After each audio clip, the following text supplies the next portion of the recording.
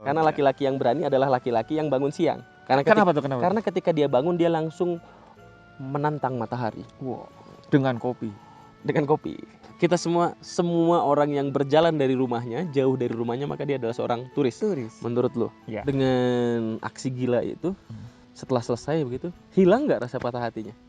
Enggak. Enggak. Yang ada malah tumbuh kesadaran baru untuk tidak lagi menjadi pusat alam semesta. Indonesia itu bukan cuma cantik, tapi si cantik yang sedang terluka gitu. Dan makin kita ke pedalaman, makin kita ngelihat saudara-saudara kita, makin kita ngerasa kecil bahwa patah hati yang saya alami kok saya bisa lebay banget sih. Sementara ada orang-orang yang sekolahnya aja masih rubuh gitu ya. Oke. Nggak bisa pakai sepatu.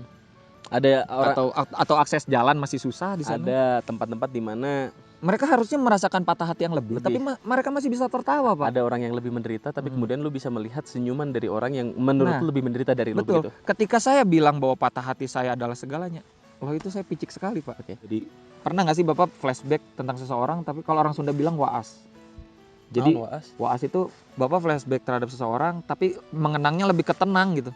Bukan mengenang ke sakit, tapi Bapak tahu masa-masa itu pernah ada, Bapak bisa mensyukuri masa-masa itu pernah ada, dan Bapak sadar ketika masa itu ada, kita bisa jadi kita yang sekarang. Gitu. Bagi saya berkomitmen itu bukan lagi soal suka sama suka, tapi ada proses-proses, ada faktor lain yang saya perhitungkan. Kalau menikah, hidup saya apakah akan berubah? Apakah saya akan diseret? Apakah saya akan menyeret dia? Atau apakah kita sama-sama jadi nahkoda barengan gitu. Wanita. Sebenarnya yang membuat harapan kita besar itu bukan orang lain, Pak. Tapi diri kita sendiri. Kita terlalu menaruh harapan pada sesuatu. Padahal manusia ini kan tidak bisa kita berharap berlebihan. Bukan menyembuhkan kalau dalam status saya, kasus saya atau kasus Bapak, tapi membuat luka itu menjadi kecil gitu. Menjadi kecil. Karena kita sudah terlalu besar untuk melihat luka itu. Wow. Orang-orang yang tidak tahu cara bermimpi itu tidak pernah terlambat untuk mempunyai mimpi-mimpi baru. Sama seperti hobi, Pak. Jadi orang-orang yang tidak punya hobi itu tidak pernah terlambat untuk memiliki hobi. Pak. Hobi adalah pelarian terakhir kita ketika hari kita udah terlalu penat. Itu adalah hal yang membuat kita masih merasa senang gitu meretelin apa ini itu tanpa harus mementingkan bayaran atau dibayar atau tidak. Pemahaman yang keliru menurut saya adalah ketika orang-orang terburu-buru ingin melupakan sesuatu.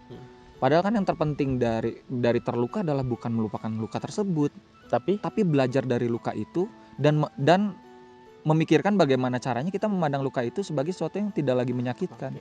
Kita menjadi manusia yang sangat terburu-buru. Bahkan jangankan untuk duka, untuk cinta aja kita terburu-buru. Jadi take all the bullet and then feel the pain. Begitu maksudnya? Mati dong. Kan pakai rompi anti peluru. Oh iya, bisa. Ketika Anda ditinggalkan, jangan salahkan dia yang meninggalkan, tapi kesalahkan diri Anda. Bercerminlah agar kemudian Anda bisa mengoreksi apa salah diri Anda, kemudian bisa memperbaiki diri Anda untuk pasangan kedepannya menjadi lebih baik.